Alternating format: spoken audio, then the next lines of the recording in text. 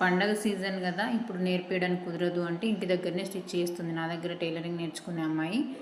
తనకు వచ్చిన doubt ఇంకెవరికన్నా use అవుతుందేమో అని చెప్పేసి వీడియో షేర్ చేస్తున్నాను. ఇక్కడ ఈ మోడల్లో ఉన్న నెక్కునైతే కట్ చేసుకుంది. కట్ చేసుకున్న తర్వాత పైపింగ్ వేయడానికి రెడీగా ఉక్సు పట్టి కాజపట్టు కోసం అయితే మనం ఒక పావించ్, అంటే నేను అలాగలాగా చూపిస్తున్నా మీకు వీడియో క్లియర్గా ఉండడం కోసం. ఏంటంటే మనం ఉక్సు పట్టి కాజపట్టికి ఎంతైతే పావించా హాఫ్ ఇంచా క్లాత్ అనేది ఎక్స్ట్రా ఉంచుకుంటామో ఆ క్లాత్ మాత్రము మనకు క్లోజ్ అయిపోవాలి. లెఫ్ట్ సైడ్ గీసేది మాత్రము అక్కడికి కార్నర్ దగ్గరికి కరెక్ట్గా ఉండాలి. ఇప్పుడు మనం పావించి అయితే ఎక్స్ట్రా ఎట్లా పెట్టుకుంటామో అక్కడి వరకు ఎండ్ అయిపోవాలి.